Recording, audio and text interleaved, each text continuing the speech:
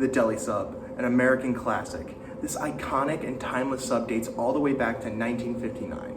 The Philadelphia Bulletin reported that Italians working in the World War I era shipping yard known as Hog Island, where emergency shipping was produced for the war effort, that the sandwich was introduced by using various amounts of meats, cheeses, and lettuce, all within 2 slices of bread.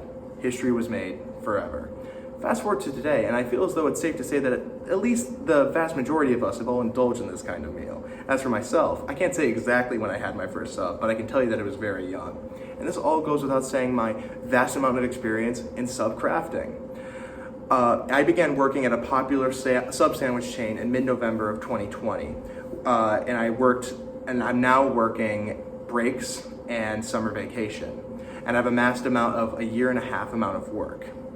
This all being said, I'm an experienced employee who's able to not just make subs at high quality, but is able to operate and run the shop at any given time.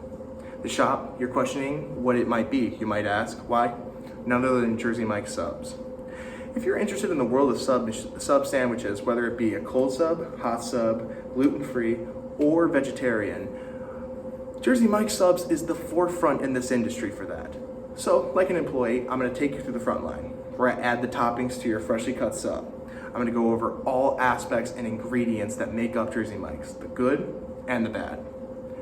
Throughout my time speaking to you today, I'm going to go over Jersey Mike's successful sales, their recent line of advertisements which has caught the eyes of many, a controversial lawsuit that took place over about 4 years ago, and the current challenges that the company faces.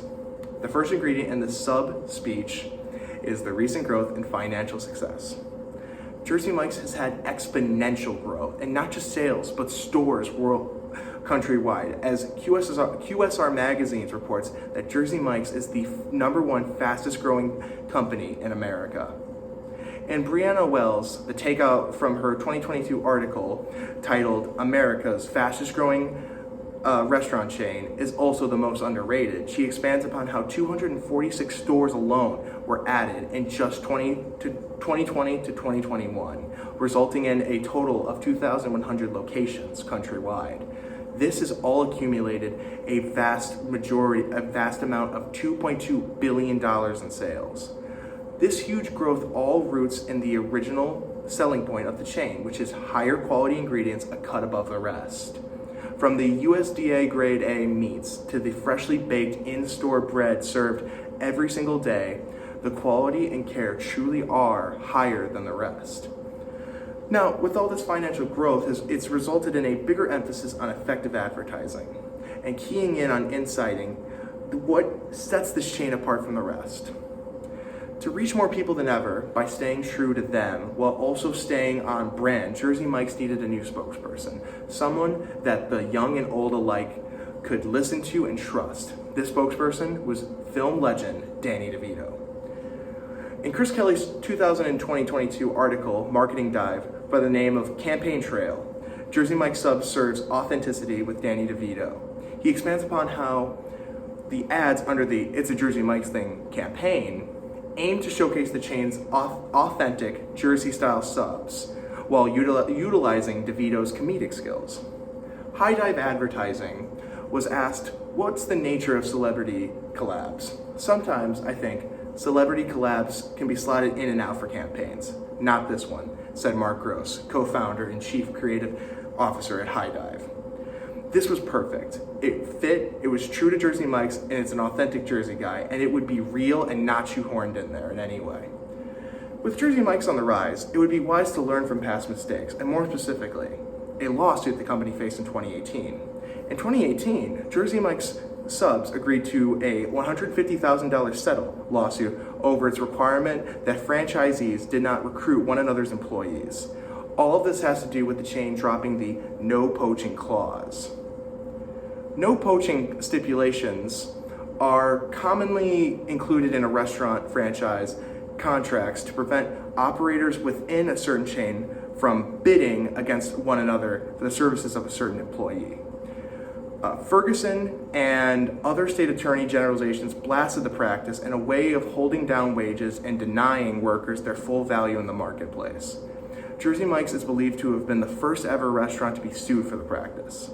The legal documents submitted by the state of Washington, King County Superior Court from Washington Attorney General Bob Ferguson essentially states what took place, what the conspiracy committed by Jersey Mike's was a per se violation of the antitrust law. Learning from past mistakes is essential, especially when preparing for the company's current challenges that it's facing today. As stated before, I have a fair amount of experience working at Jersey Mike's, and I have nothing but positivity to report. I've made good friends in a fast and fun work environment. But with just being a base level employee with no major responsibilities outside of the current day-to-day work, it's hard for me to give a in-depth understanding of the challenges that the company and Shane is currently facing. Luckily, I was able to speak with my experienced general manager, Nancy Ariola Perez, and questions that she can definitely answer confidently. When I asked her about the challenges she faces given her current position in the company, she stated that every day is a new challenge and that one must be prepared to take in whatever kind we might have. This past month alone, we've experienced a broken freezer, which led to us having to take multiple drives to stores where our product was being stored. Just a couple hours ago, I was on a phone with 911 because my shift lead and I walked into a store and the smoke alarms were going off because there was smoke coming out of the vents. Every day is a new challenge and a new series of events of which we must prepare and have a backup plan for. Because we're not able to prevent all of them all at once.